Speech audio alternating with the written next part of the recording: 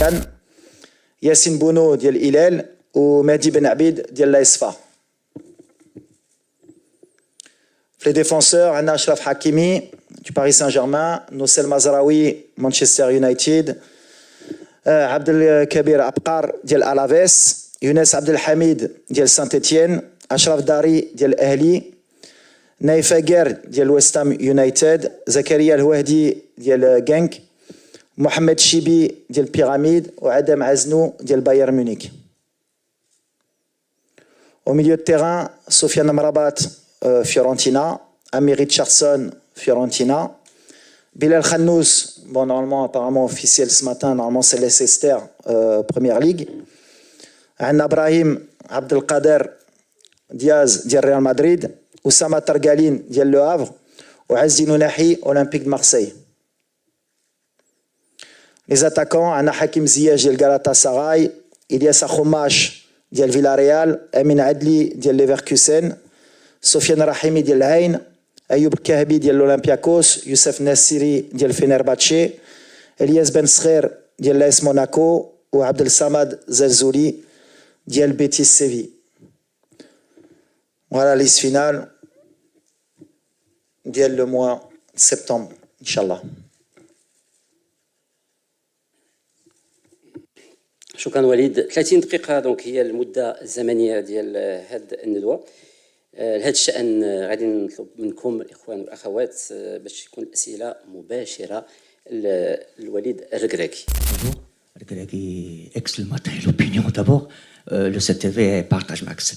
Walid, félicitations. On est sur le point de notre étape qui commence. Ma petite remarque, il y a beaucoup de jours, c'est les JO. Ça veut dire qu'il y a de la confiance. Ça, petite question. La deuxième, pour terminer, la relation Sktiwi-Walid. Merci. Ben, c'est bien.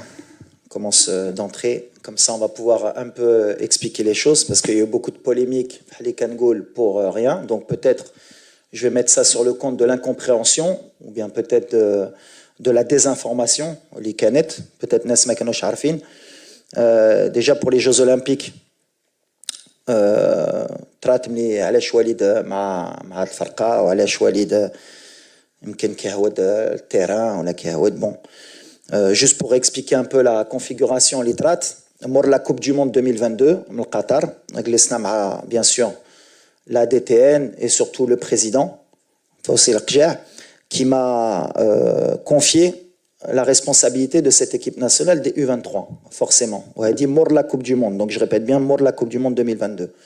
Donc mort de la Coupe du Monde 2022, l'objectif d'Yanna Kanetiyen Dio, la Coupe d'Afrique bien sûr, Faddar, U23, et forcément donc se qualifier pour les Jeux Olympiques, et forcément avoir un objectif élevé, Yann Dio, une médaille, Inch'Allah. Donc fad le contexte, Mia dit la responsabilité, forcément, je m'investis à 100% de Hali Gould. Donc, si je me rappelle bien, au mois de mars 2023, le match contre le Brésil, peut-être déjà il y avait pratiquement, je crois que c'était 7 joueurs olympiques.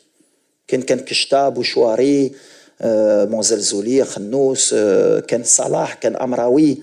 Si je me rappelle bien déjà, on avait commencé le processus. Au mois de juin, si je me rappelle bien, 2023, ما لعبناش بليز اولمبيك بالعاني باش نخليهم لعصام شراي pour la Coupe d'Afrique U23. D'ailleurs, on a fait un mauvais mois de juin parce qu'on avait laissé les joueurs de Botola pour finir le championnat et les joueurs olympiques pour se préparer.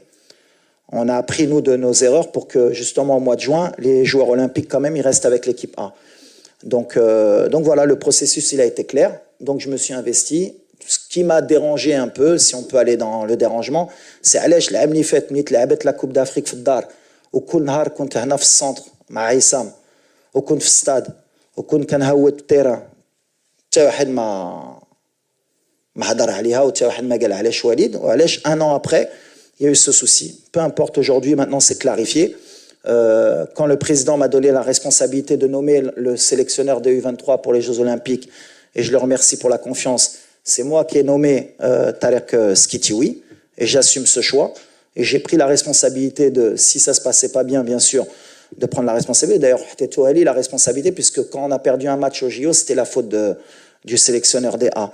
Mais avec Tarek, ça s'est super bien passé puisque déjà, on avait une réunion au préalable quand il était au Mas de Fès, quand je lui ai proposé le challenge des Jeux Olympiques. Et sur tout le mode opératoire des Jeux Olympiques, tout était clair.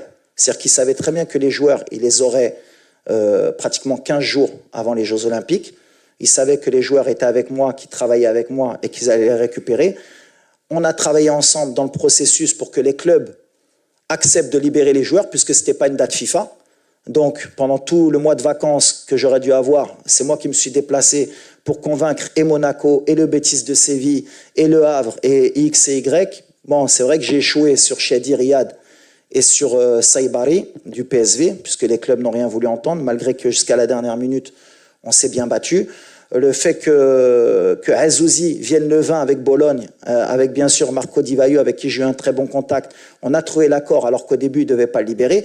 Donc voilà le processus, comme l'a dit Tarek, il l'a très bien expliqué, comment on a fonctionné pour que le Maroc gagne à la fin.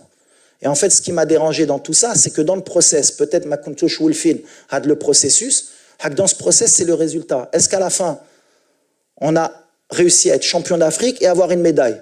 Peu importe le processus, Ajebkom ou la Majebkom, je peux comprendre que pour certains, ils ne sont pas habitués, mais le résultat, il est que, je crois, en 8 participations aux Jeux Olympiques, et depuis 72, le Maroc n'avait jamais passé les poules. Du tout. Et qu'aujourd'hui, on est la première équipe, historiquement, à être médaillée, et félicitations à Tarek parce qu'il a fait un travail extraordinaire. Donc, à partir du moment où il y a le résultat, et qu'en 2 ans, alhamdoulilah, on est passé d'une équipe qui fait une demi-finale de Coupe du Monde, qui fait une demi-finale de Jeux Olympiques, qu'on a rajeuni l'effectif, et tous ces jeunes, puisque sur les 18 joueurs, il y en a 12 qui sont passés par l'équipe A avant. Donc ça veut dire que j'ai intégré dès la fin de la Coupe du Monde un processus de rajeunissement de l'équipe pour préparer bien sûr le présent, puisque moi je suis jugé sur le présent, et je vous l'accorde, mais mon travail en tant que cadre marocain et entraîneur national, c'est de préparer aussi l'avenir. Parce que ce qu'on prépare, c'est 2025, 2026, mais aussi 2030. Pour le sélectionneur qui sera en place, Inch'Allah, à ce moment-là. Et pour qu'à chaque fois, il y ait un process fédéral, bien sûr, et initié par le président aussi, qu'on a un process que le Maroc ne fasse pas qu'un coup, une demi-finale de Coupe du Monde, et qu'il n'y ait plus rien derrière. Et dans ce processus, bien sûr, eh bien, il y a des dommages collatéraux. Des fois, bien sûr, on pourrait appeler des formes du moment, mais des fois, par exemple, comme aujourd'hui, Kanhaïto Aznou. La dernière fois, c'était l'Amkhaddin. Et peut-être que plus tard, on aura encore des jeunes. Donc, à la fin, pour terminer, la relation elle était parfaite entre Tarek. D'ailleurs, pour finir, on a mis à disposition de l'équipe olympique pratiquement tous les moyens de l'équipe A, puisque et le staff technique était présent tout le mois, et le staff médical avec le docteur Bodo était présent, et la réathlétisation, et tout ce qui est organisationnel des A, on l'a mis à disposition de l'équipe olympique pour avoir du succès. Alhamdoulilah, Allah ma khaybnash, on a ramené la première médaille de l'histoire et on est très fiers. Il faut féliciter et les joueurs, surtout Tarek et son staff, et bien sûr la fédération et le président d'avoir eu cette ambition et d'avoir mis les moyens à disposition de cette équipe pour que le Maroc, comme l'a dit Tarek et l'a bien expliqué, et c'est ce que j'ai aimé, pour que le Maroc soit gagnant, parce qu'à la fin, bien sûr, هو المغرب هو كل شيء ماشي وليد ماشي شي واحد اخر ماشي شي واحد خصو يكون عنده الحق. On a été beaucoup critiqué pourquoi l'équipe elle n'a pas pu se préparer plus tôt avec Tarek. Déjà il faut expliquer, comme ça on va finir parce qu'il faut bien prendre le temps, ce n'était pas une date FIFA. Donc en tant que journaliste déjà il faut connaître un peu ce qu'est une date FIFA. Quand il n'y a pas une date FIFA, les clubs ne sont pas dans l'obligation de lâcher les joueurs. On est à leur disposition. S'ils veulent vous les laisser, ils vous les laissent. Par exemple, pour Azouzi, ils nous l'ont laissé 4 jours avant, et c'était le deal. Donc, en tant que journaliste ou en tant que presse spécialisée, il faut expliquer ça aux gens. Et Tarek, c'est pour ça qu'il a fait un travail fantastique avec le staff, c'est que on a fait le maximum pour que les joueurs, on ait la meilleure équipe possible, et en 10 jours, on a travaillé tous ensemble pour que cette équipe, elle réussisse à ramener une médaille. Alhamdoulilah, on est médaille de bronze. C'est la première médaille en sport collectif de l'histoire du sport marocain aux Jeux Olympiques. Donc je pense que, voilà, alhamdoulilah, je pense que le volet il est fermé, on a très bien expliqué, et maintenant on va se concentrer sur ce qui nous importe, Inch'Allah, c'est être prêt pour la CAN 2025 au Maroc. شكرا لكم على مشاهدة الفيديو، ولا تبخلوا علينا باللايك للفيديو والاشتراك في القناة وتفعيل زر الجرس ليصلكم كل جديد.